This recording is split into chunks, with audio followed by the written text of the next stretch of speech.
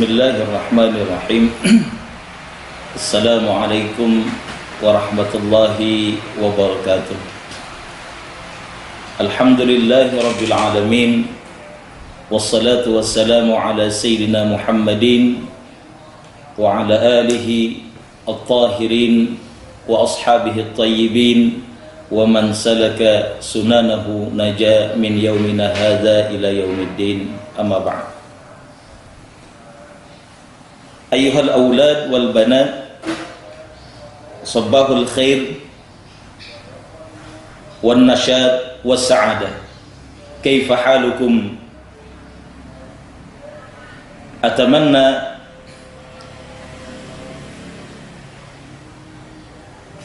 lakum fi sihhah wal afiyah wa fi hifdzillahi daiman insyaallah. Anak-anakku semua, pada pertemuan kali ini, pertemuan yang pertama, kita akan membahas tentang materi min hayati Rasulullah sallallahu alaihi wasallam, tentang atau pada pembahasan sejarah Rasulullah sallallahu alaihi wasallam, dari mulai kelahirannya Rasulullah sallallahu alaihi wasallam,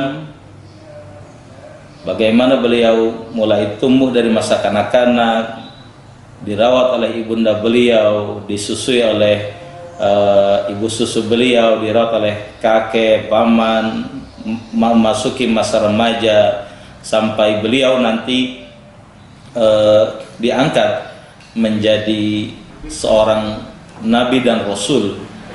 Kemudian kita akan mengetahui serta mempelajari sejarah dakwahnya Nabi Muhammad SAW yang dimulai di kota Makkah sampai hijrahnya beliau ke kota Madinah. Baik anak-anakku semua, sebelum kita melangkah lebih jauh, tentunya saya yakin atau Ustaz yakin kamu sekalian sudah banyak atau sudah membaca sejarah atau mengetahui tentang materi sejarah kehidupan Rasulullah di kelas sebelumnya, baik itu di SMP, dari mulai kelas 7, 8, dan 9. Kemungkinan kalian sudah mendapati materi tersebut. Kali ini setelah kalian memasuki di kelas 10, ya, tentunya pengetahuan itu harus terus kita tambah dan harus berkembang sehingga menjadikan sebuah pengetahuan yang komprehensif, luas dan sempurna, sehingga kamu akan mengenal betul siapa Rasulullah, bagaimana Rasulullah dalam berjuang menyampaikan risalah atau agama Allah yang diturunkan kepada beliau. Baik, saya perkenalkan, mungkin di sini ada siswa baru yang belum mengenal saya, atau ada beberapa siswa yang memang sudah mengenal. Nama saya Muhammad Muzakir bin Zaman. Saya lahir di Desa Bojong Sempu, Kecamatan Parung, Bogor. Kebetulan saya dekat dengan sekolah kita dan pesantren kita. Pendidikan saya ditempuh dari mulai SD sampai S1. Saya menimba ilmu di Yayasan Pondok Pesantren Al-Asriyah Nurul Iman Islamic Boarding School. Kemudian S2-nya mengambil pendidikan manajemen pendidikan Islam di PT IKI Jakarta. Mungkin itu sekilas perkenalan. Kalian bisa memanggil saya apa saja, yang penting dalam kategori etika norma sebagai seorang pendidik dan seorang murid, gitu ya. Bisa manggil Pak Ustadz, Pak Guru, atau panggilan-panggilan yang mencerminkan kita sebagai seorang yang terpelajar. Baik, pertemuan pertama ini materi kita tidak akan terlalu banyak, tetapi kita ingin melihat bagaimana dan apa itu tugas Nabi Muhammad SAW sebagai seorang Nabi dan Rasul. Dari kitab ini dikatakan Ad-Daurul Awal min hayati Rasulullah SAW, ya, pada semester pertama ini, pertemuan pertama ini membahas tentang man huwa Sayyiduna Muhammad SAW. Siapa itu Nabi Muhammad SAW? Huwa Rasulullah ilan nasi kafah. Beliau adalah seorang Rasul yang diutus kepada seluruh manusia secara keseluruhan. Wa akhirul anbiya. Nabi Muhammad ini juga adalah seorang Nabi terakhir, ya. Wa imamur rusul, dan pemimpin para rasul, ya. Ada dua pembeda di sini, ada kalimat al-anbiya war rusul, ya. Al-anbiya itu adalah kalimat jamak min nabiyin, kalimat nabi. Kemudian rusul jamak dari kalimat rasulun, ya, utusan. Jadi di pertemuan sebelumnya saya yakin pengajar yang sebelumnya atau guru-guru kalian di sebelumnya di SMP itu sudah, atau MTS sudah menyampaikan bahwa Nabi adalah seseorang yang mendapatkan wahyu dari Allah, namun tidak diperintahkan untuk menyampaikan kepada umatnya. Itu Nabi.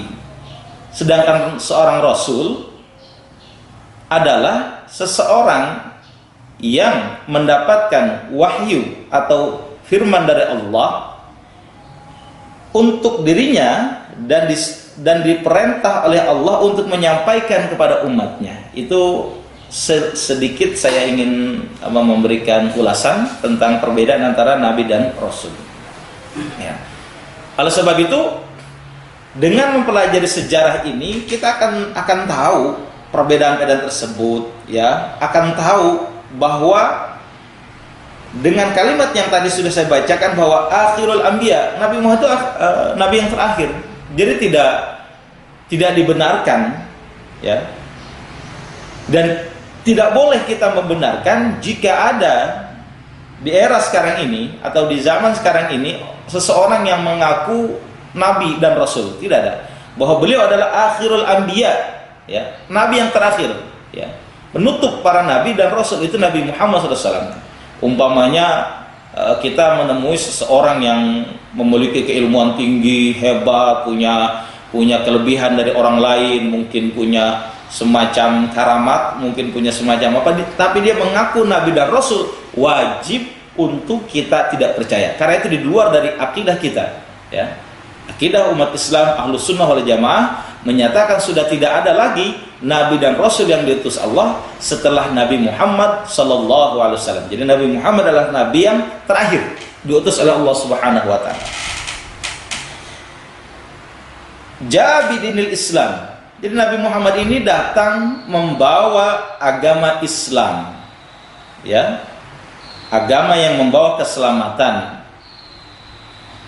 Agama yang diridhoi oleh Allah Subhanahu wa taala. Inna dina indallahil Islam, ya. Jadi agama yang diridhoi oleh Allah adalah agama Islam. Itu harus kita pegang teguh, tanamkan di hati sanubari yang paling dalam.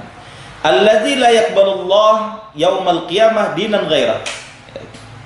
Yang mana Allah tidak akan menerima, ya, agama pada hari kiamat nanti selain agama Islam, karena memang Allah sudah tentukan agama yang diridhai oleh Allah adalah agama Islam. Jadi misi utama Nabi Muhammad SAW adalah membawa risalah agama Islam. Itu yang perlu kita sama-sama ketahui, ya. Jadi mungkin kalian nanti bisa memberikan pertanyaan, bisa disampaikan via WA, dicatat nanti, karena pertemuan kita belum bisa interaksi secara langsung. Tapi mudah-mudahan dengan penjelasan saya yang tadi saya sampaikan, anak-anakku semua bisa memahaminya, ya. Jadi tugas Rasulullah yang utama adalah menyampaikan agama Islam atas perintah Allah Subhanahu wa taala. Berikutnya, wa huwa min nasli sadati Quraisy. Lalu siapa itu Rasulullah? Beliau adalah dari keturunan sadati Quraisy, ya, daripada pemimpin-pemimpin Quraisy. Jadi Nabi Muhammad ini dari suku Quraisy, ya, yang berada di kota Makkah Al-Mukarramah. Beliau nanti sebenarnya ada di pertemuan berikutnya, tapi saya sedikit ulas sehingga kalian bisa mengenal lebih jauh, gitu ya. Beliau adalah cucu daripada seorang pemimpin suku Quraisy, yaitu Abdul Muttalib. Beliau dari suku Bani Hashim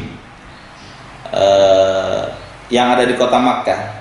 Nabi Muhammad keturunan daripada Abdul Muttalib, karena Sayyidina Abdul Muttalib itu adalah salah seorang tokoh, bahkan pemimpin yang ada di kota Makkah. Asyrafi qabilatin fi Makkah al-Mukarramah. Siapa itu Quraisy? Suku Quraisy itu suku apa? Suku Quraisy adalah asyrafi qabilatin, suku yang paling mulia, paling terhormat dibandingkan dengan kabilah-kabilah atau suku-suku yang ada di tanah Makkah Al-Mukarramah, ya. Wa yattasilu nasabuhu bi Ismail bin Ibrahim alaihi salam. Kemudian ittasala yattasilu itu tersambung nasabnya, nasab ya, tersambung nasabnya Nabi Muhammad SAW bi Ismail bin Ibrahim alaihissalam. Jadi nasabnya Nabi Muhammad tersambung kepada nasab atau keturunan Nabi Ismail bin Ibrahim alaihissalam. Tentunya kita sudah mengetahui bahwa Nabi Ismail punya dua orang putra. Putra pertama bernama Ismail alaihissalam, Nabi Ismail alaihissalam. Yang kedua Nabi Ishaq bin Ibrahim alaihissalam. Ya, itu dua saudara. Kalau Nabi Ibrahim membawa Nabi Ismail beserta ibunda beliau di kota Makkah, sehingga lahirlah keturunan Nabi Ismail sampai wujudnya Nabi Muhammad SAW itu dari keturunan Nabi Ismail alaihissalam. Dari materi yang sangat singkat ini, saya ingin menyampaikan bahwa suku Quraisy tadi sudah saya bacakan adalah suku yang paling mulia dan terhormat, ya, dibandingkan suku-suku yang lain. Ada cerita menarik yang mungkin ke depan nanti saya akan sampaikan juga, tapi di sini untuk menambah pengetahuan kita tentang suku Quraisy, ya. Sebenarnya banyak di tanah Makkah itu banyak suku atau kabilah, tetapi yang paling menonjol adalah suku Quraisy, ya, suku Quraisy. Suku Quraisy itu mempunyai beberapa bani atau keturunan. Salah satunya adalah Bani Hashim, ada Bani Makhzum. Itu semua masuk dalam golongan suku Quraisy, ya. Nabi Muhammad ini lahir daripada keturunan ini. Jadi kalau kita bacakan nasabnya mungkin kalian sudah sudah mampu menghafal keturunan Nabi Muhammad SAW, nasabnya Rasulullah SAW. Saya ingin bacakan. Huwa Sayyiduna Muhammad bin Abdullah bin Abdul Muttalib bin Hashim bin Abdi Manaf bin Qusay bin Kilab bin Murrah bin Ka'ab bin Lu'ay bin Ghalib bin Fihir bin Malik bin Nadar bin Khuzaimah bin Kinanah bin Khuzaimah bin Mudrikah bin Ilyas bin Mudar bin Nizar bin Ma'ad bin Adnan. Ini adalah nasab Rasulullah SAW yang menurut jumhur ulama tarikh hanya sampai Adnan, ya. Tadi dikatakan kan Nabi Muhammad itu nasabnya sampai kepada Nabi Ibrahim, ya, benar. Tapi yang disepakati ulama bahwa nasab Nabi Muhammad SAW yang bisa ditelusuri sejarah kuatnya sampai Adnan. Beliau tetap tersambung, tetapi sejarah kuatnya sampai Adnan. Adnan juga adalah anak keturunan daripada Nabi Ismail dan Nabi Ibrahim alaihissalam. Nah, jadi itu adalah nasab Rasulullah SAW. harapan Ustadz dengan pertemuan yang pertama ini sekaligus pembukaan, sudah saya sampaikan materi tentang siapa Rasulullah. Ya, beliau adalah sebagai seorang nabi yang terakhir dan penutup para nabi dan rasul dan imam rasul, kemudian datang membawa agama Islam, agama yang diterima oleh Allah di hari kiamat nanti, dan beliau adalah berasal dari suku Quraisy, suku yang termulia. Dan tadi Ustaz sudah membacakan nasab Rasulullah sampai Adnan, dan mudah-mudahan kalian bisa juga menghafalnya. Terima kasih banyak. Assalamualaikum warahmatullahi wabarakatuh.